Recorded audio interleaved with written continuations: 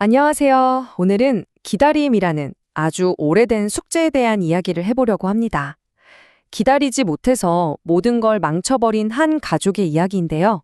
그 대가가 얼마나 컸는지 시대를 초월하는 이 드라마 속으로 한번 들어가 보시죠. 정말 그렇지 않나요? 왜 기다리는 게 이렇게 힘들까요? 우리 모두 살면서 뭔가 좀 더디게 진행된다 싶으면 막 어떻게든 되게 하려고 안간힘을 쓰잖아요. 바로 그 기다림이라는 게 어쩌면 우리 믿음의 가장 깊은 부분을 시험하는 건지도 모르겠습니다. 오늘 이야기의 주인공인 한 가족이 있습니다.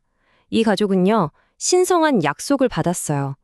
목적지는 정해져 있었던 거죠. 그런데 문제는 그 목적지까지 가는 과정을 믿지 못했다는 겁니다.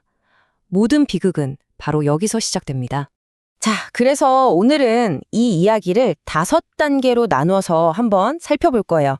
먼저 기다리지 못한 믿음부터 시작해서 그 조급함 뒤에 뭐가 있었는지, 또 그게 어떤 대가를 치르게 했는지, 그리고 마지막으로 기다림의 진짜 힘은 뭔지 차근차근 따라가 보겠습니다.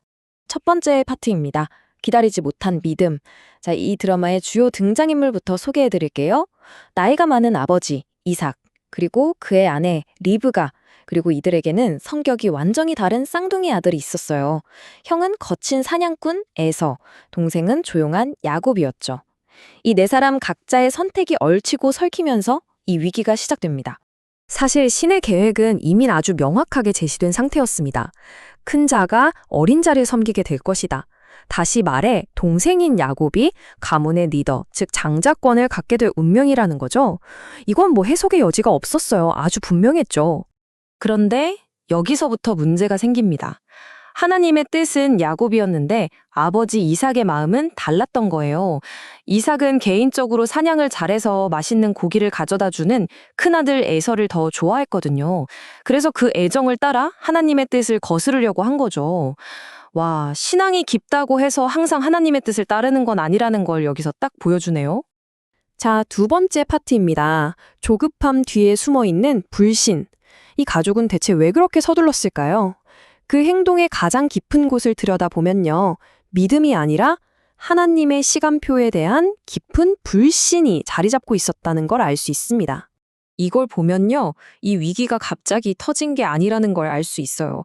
거의 뭐 예고된 재앙이었죠. 보세요. 아버지는 자기 편애 때문에 아내랑 상의도 안 하고, 어머니는 남편 계획을 엿듣자마자 기도할 생각은 안 하고 바로 행동부터 나섭니다. 아, 내가 나서지 않으면 하나님의 약속이 깨지겠구나, 이렇게 생각해버린 거예요.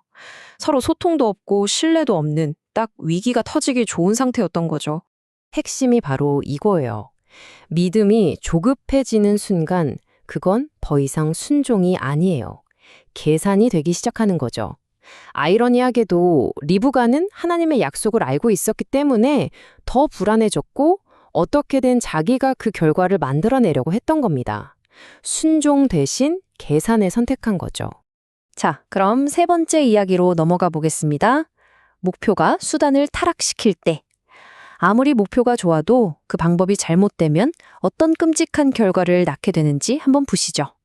리브가가 짠 계획을 한번 보세요. 정말 치밀합니다. 1단계, 좋은 염소 새끼 2마리를 가져와라.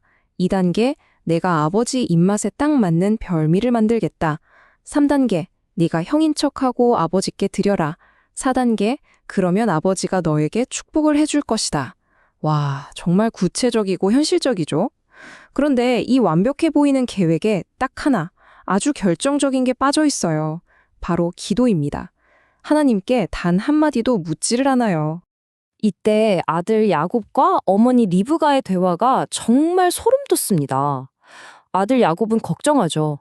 어머니, 만약 들키면 어떡해요? 축복은 무슨 저주받을 거예요. 근데 이 걱정은 거짓말이란 죄 자체에 대한 두려움이 아니에요. 들킬까 봐 걱정하는 거죠. 그때 리브가가 뭐라고 하는지 아세요? 그 저주는 내가 받을게. 넌 그냥 내 말만 들어. 와, 이건 정말 위험한 말이에요. 자기가 마치 신인 것처럼 행동하는 거잖아요. 오늘 이야기의 핵심 교훈이 바로 이겁니다. 목표가 아무리 옳다고 해서 그 과정의 잘못됨이 정당화될 수는 없다는 것. 신앙의 세계에서는요, 결과뿐만 아니라 과정도 중요합니다. 하나님의 뜻이 어떻게 사람을 속이는 방식으로 이루어지겠어요? 자, 네 번째 파트, 계략의 대가입니다. 이제 이들의 계획이 실행에 옮겨집니다. 그리고 이 과정에서 가족의 가장 소중한 것, 바로 신뢰가 어떻게 배신의 칼날로 변하는지 한번 지켜보시죠. 이 속임수가 얼마나 교묘했는지 한번 보세요. 눈먼 아버지를 속이기 위해 모든 감각을 동원합니다. 아버지가 딱 좋아하는 맛의 요리, 이건 미각을 속인 거죠. 형 에서의 옷을 입혀서 그 특유의 냄새를 풍기게 하고, 이건 후각.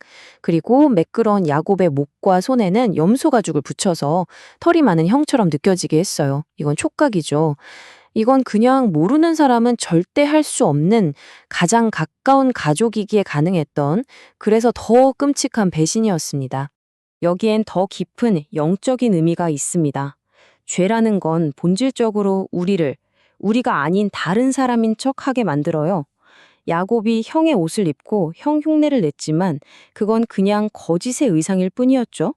눈먼 아버지는 속일 수 있었을지 몰라도 우리의 겉모습이 아니라 마음의 중심을 보시는 하나님은 속일 수 없었습니다. 자, 드디어 마지막 5번째 파트입니다. 기다림 속에 있는 힘. 근데요, 이 힘에 대해 이야기하기 전에 먼저 이들의 조급함이 어떤 끔찍한 결과를 낳는지부터 봐야 합니다. 그 대가가 정말 혹독했거든요. 이들이 조급하게 얻어낸 결과가 뭔지 한번 보시죠. 한마디로 처참합니다. 가족은 배신으로 완전히 박살났고요. 형에서는 동생을 죽이겠다고 분노에 차 있고 결국 야곱은 목숨을 부지하려고 집에서 도망쳐야 했습니다. 이 속임수의 대가는 그 후로도 오랫동안 야곱의 인생을 따라다니게 되죠. 지름길인 줄 알았는데 사실은 가장 멀고 험한 길이었습니다. 오늘 이야기의 가장 강력한 통찰, 바로 이겁니다. 기다림은 손을 놓는 게 아니라 오히려 하나님의 손을 더 꽉 붙드는 것이다. 우리가 흔히 생각하는 것처럼 기다림은 그냥 수동적으로 포기하고 있는 상태가 아니에요. 오히려 더 적극적으로 하나님의 약속을 신뢰하고 붙드는 아주 능동적인 믿음의 행위라는 거죠. 그래서 진정한 믿음이 뭔지 다시 한번 정의해 볼 수 있겠습니다. 그건 바로 내 머리로는 도저히 이해가 안 될 때조차도 하나님의 시간과 그분의 방법을 신뢰하기로 결단하는 겁니다. 계산이 아니라 신뢰를 선택하는 것. 그게 바로 진짜 믿음이죠. 오늘 이야기를 마무리하면서 이 질문을 여러분 각자에게 한번 던져보고 싶습니다. 지금 여러분의 삶에서 하나님을 신뢰하기보다는 내 힘으로 통제하려고 애쓰고 있는 영역은 혹시 어디인가요? 이 가족의 실수를 거울 삼아 우리 자신을 돌아보는 시간이 되었으면 합니다.